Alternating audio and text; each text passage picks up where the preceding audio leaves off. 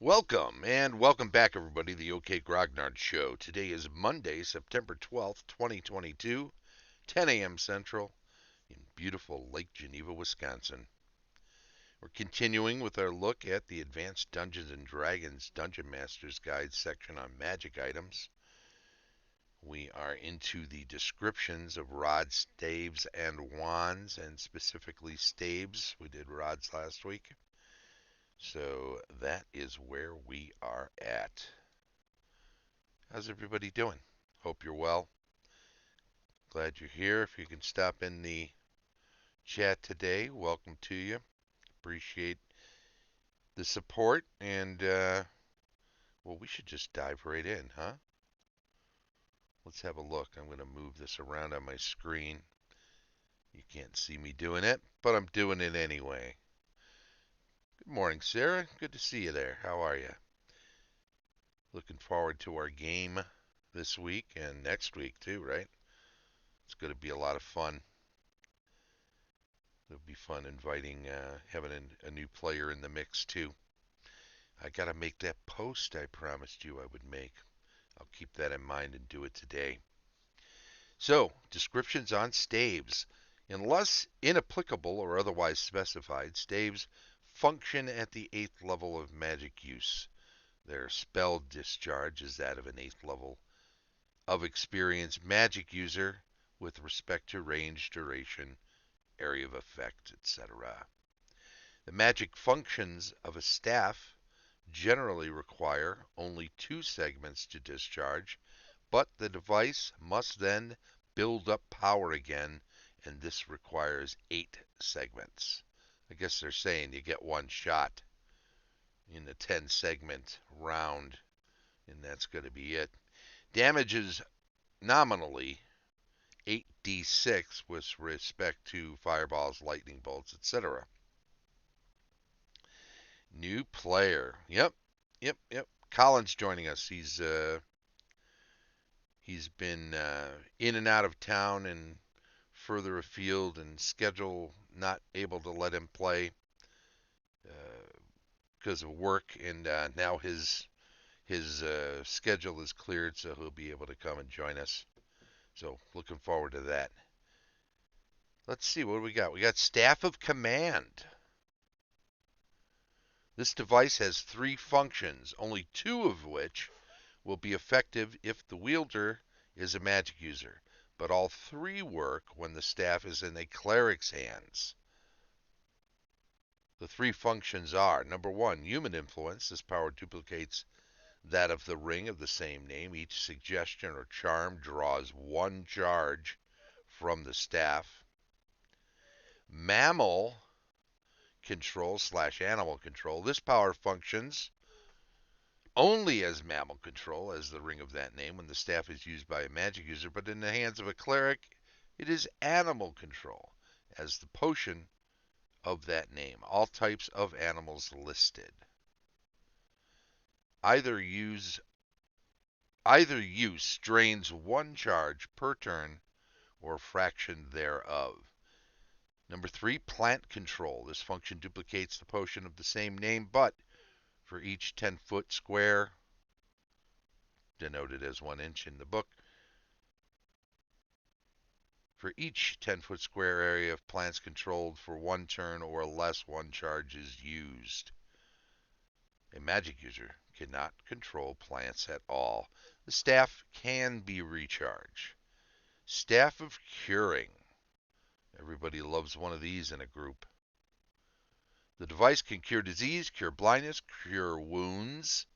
6 to 21 hit points. That's 3d6 plus 3 additional points. Or cure insanity. The function drains 1 charge. The device can be used but once per day on any person, dwarf, elf, gnome, half-elf, halfling, half-orc included. And no function may be employed more than twice per day. The staff can only function 8 times during a 24-hour period. It can be recharged. Staff of the Magi. This potent staff contains many spell powers and other functions as well. so as to be a walking arsenal all in one device. The staff has the following powers which do not drain charges: detect magic, enlarge, hold portal, light, protection from good/evil.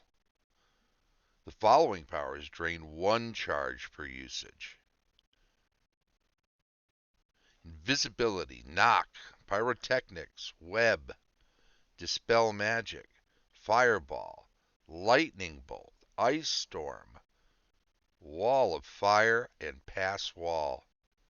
And then the following powers drain two charges per usage: whirlwind, plane travel, conjure elemental, and telekinesis.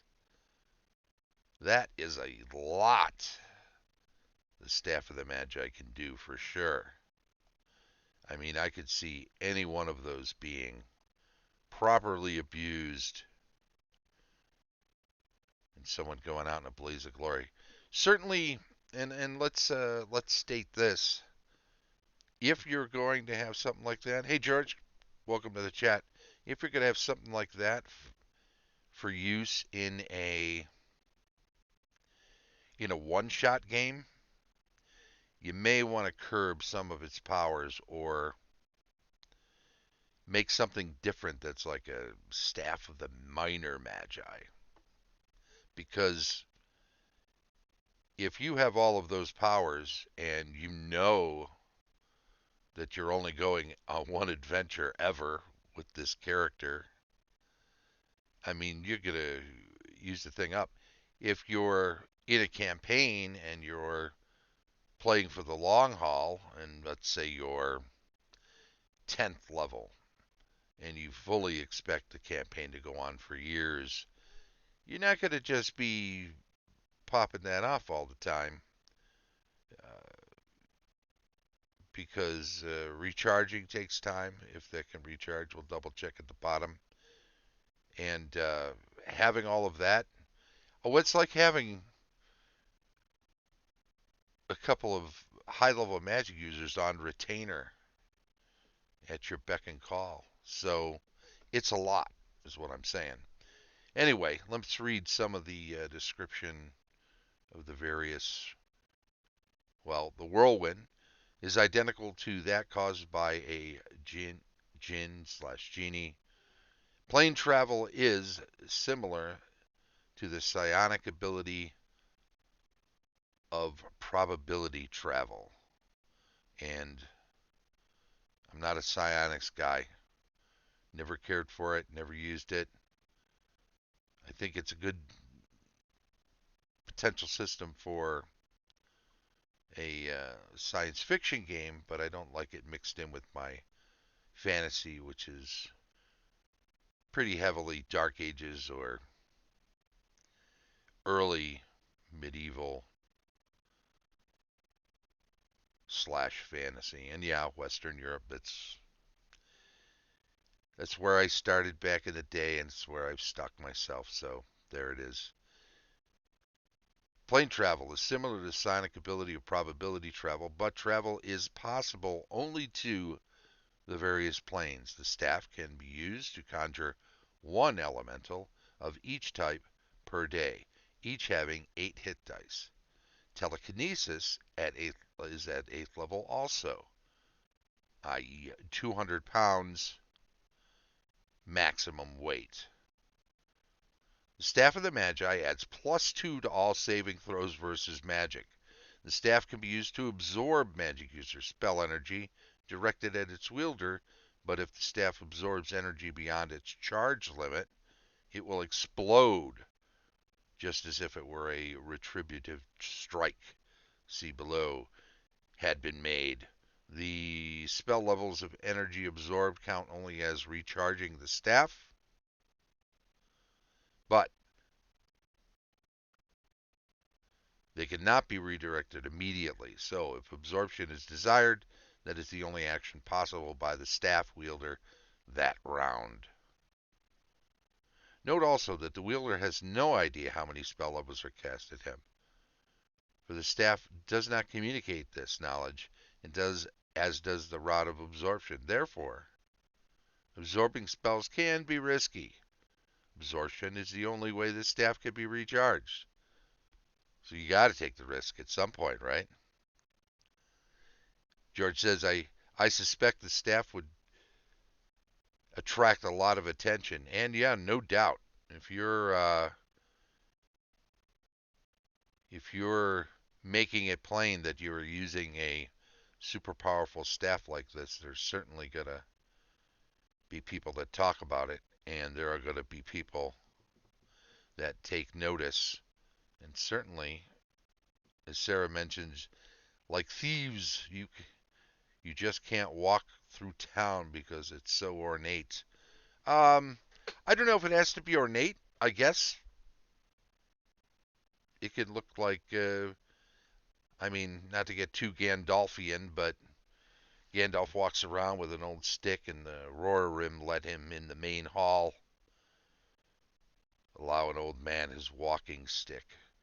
So, not so ornate that it would necessarily, it doesn't have to be ornate.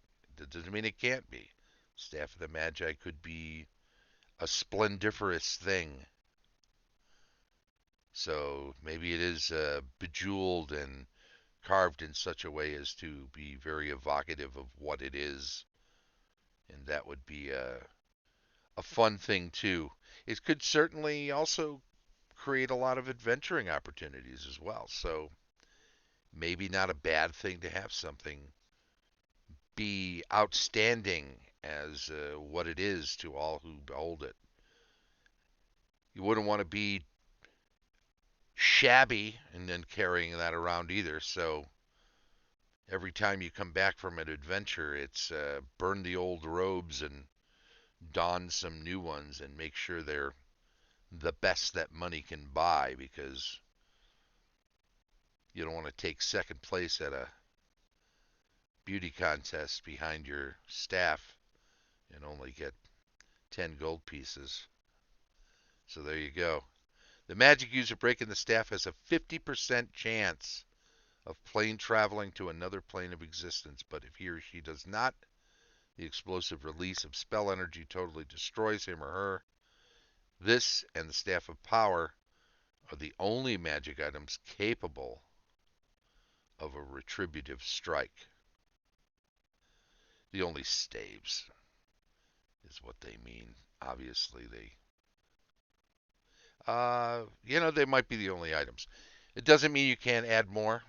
It doesn't mean, and I guess semantically this says the only magic items, but if you wanted to add something like that into an artifact or other magic items you create, this is not to say that you cannot do that. This is to say that they're the only two in this book, in the game up to this point, that have that ability. Staff of Power. Staff of Power is also a very potent magic item with offensive, defensive, and defensive abilities. It has these powers: continual light, darkness, 5-foot radius, levitation, magic missile or lightning bolt, ray of enfeeblement, cone of cold, or fireball. And these functions cost 1 charge each. The following powers drain 2 charges each: shield, 5-foot radius, globe of invulnerability, paralyzation. Paralyzation is a ray from the end of the staff which extends in a 40-foot cone long, a cone 40-foot long and 20-foot wide at its base. The wielder of this staff gains +2 on armor class and saving throws. He or she may use the staff to smite opponents. It strikes as a +2 magic weapon and does 3d8 points of damage. And I'm going to say that that's 1d6 and then +2 from the staff to the damage. So not 3d8 and then another +2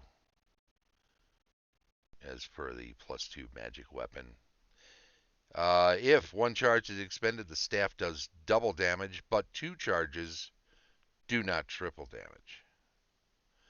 A staff of power can be broken for a retributive strike. See the above. The staff can be recharged.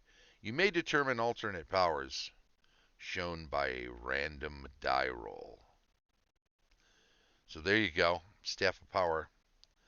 That can be a little crazier. The classic Staff of the Serpent. You know, little influence from the Bible on this one, I suppose, right? With Moses. Staff of the Serpent. There are two varieties of this staff, the Python and the Adder. The Python strikes as a +2 magic weapon and does 3d8 points of damage when it hits. If the cleric throws the staff to the ground, its 6-foot lengthens and thickens to become a constrictor snake, 25 feet long. Gives the stats AC 3, 49 hit points, 90-foot movement. This happens in one round.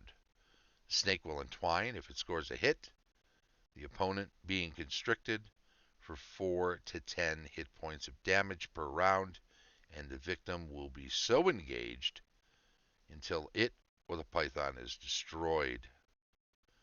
Note that the python will return to its owner upon command. If it is destroyed while in snake form, the staff is destroyed. So that's a fun little thing. The adder strikes as a +1 magic weapon and does 2 to 4 hit points of damage when it hits. Upon command, the head of the staff becomes that of an actual serpent. AC 5, 20 hit points. The head remains for one full turn, that's 10 minutes, 10 rounds. When a hit is scored, damage is not increased, but the victim must save versus poison or be slain. Only evil clerics will employ an adder staff. If the snake head is killed, the staff is destroyed. Neither staff has or requires charges. 60% of these staves are pythons, thus making 40% adders. Fancy. Staff of Striking. This oaken staff is the equivalent of a +3 magic weapon if weapon versus armor type adjustment is made. The Staff of Striking is always treated as the most favorable weapon type versus any armor. It causes 4 to 9, that's a d6 plus 3, because it's magic, points of damage when a hit is scored. This expends a charge. If 2 charges are expended, bonus damage is doubled, d6 plus 6. If 3 charges are expended, bonus damage is tripled, d6 plus 9. No more than 3 charges can be expended per strike. The staff can be recharged. So, it's just a good, powerful weapon for a wizard. That one also a cleric. I'll have to double check that on the table. I believe it is. Aren't they all staffs of striking? Yeah, just whack them all, no charges. You know, any staff could be used. Is that the old saying? Anything is a weapon if you're clever enough, if you swing it hard enough. But I think the idea here is that this strikes and can be used. The charges can be used to give it extra bonus damage points. Because I mean, when you can do 10 to 15 points, a minimum of 10 points with a hit, and you're a spellcaster, that's not a bad thing. Of course, if you're tripling the damage using 2 charges a pop or 3 charges a pop, it can be recharged, but you're going through them pretty fast. So if you get into a lot of combats, you may want to just use it at its normal damage and do a minimum of 4, max of 9. with its regular damage. Not a bad idea. To reserve the using of charges for extreme cases. Staff of Withering. The Staff of Withering is a +1 magic weapon. A hit from it causes 2 to 5 points of damage. It's 1d4 plus 1, right? And the +1 is from the magic, so there you go. If 2 charges are expended when a hit is scored, the creature struck will also age 10 years. Oh boy. Send the elf after this guy, right? If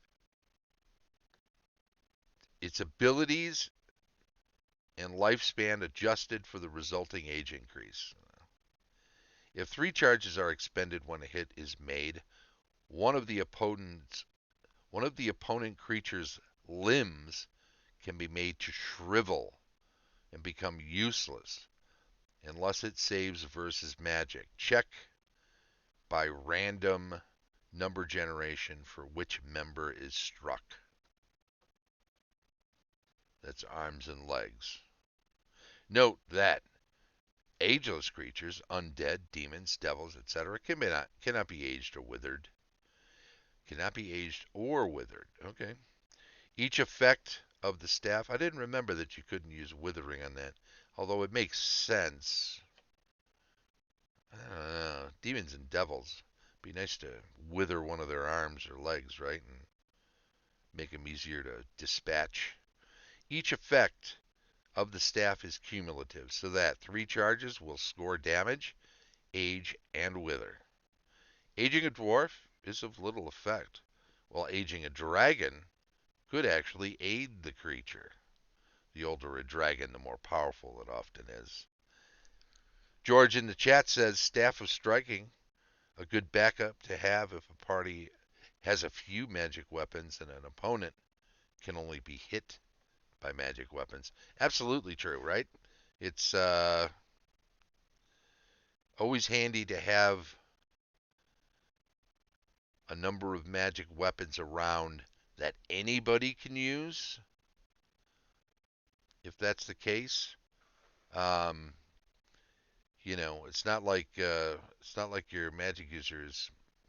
Again, with a nod to Gandalf, it's not like your magic user is going to use a sword, restricted by the rules not to be able to do so.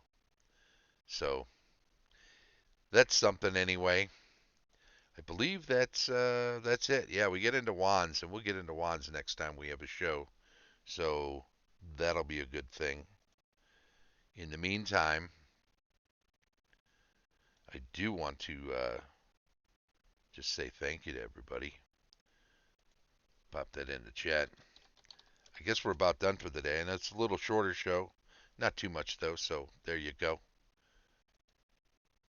And thank you, everybody, for watching. If you made it this far, it's much appreciated. Let's go to the closing credits. This has been the OK Grognard Show. Oops, we're in the wrong system here. Tell you what, I'm going to go back to here. There we go. The show streams live on Twitch each Monday at 10 a.m. Central and is then archived on YouTube. If you're catching the show on Twitch, please do follow the channel and chime in on this chat. It's much appreciated. We'd like to interact as much as we can. If you are catching this on YouTube, where it is archived, then by all means, please do subscribe to that channel and ring the little bell so that you get notifications anytime a new episode is uploaded. Please do give a thumbs up for any videos you watch and enjoy, and feel free to comment on them, because always happy to hear from everybody. Let me thank our regular Patreon supporters: Tom Tullis of Fat Dragon Games, Rick Hershey of Fat Goblin Games, Carlos Lysing of Castle Entertainment, Heath Farndon of the AD&D 20, Dave O'Brien of Quacks Games, and as always, Shane Bradley, DM Extraordinaire. This has been the OK Grognard Show from beautiful Lake Geneva, Wisconsin. Bye-bye.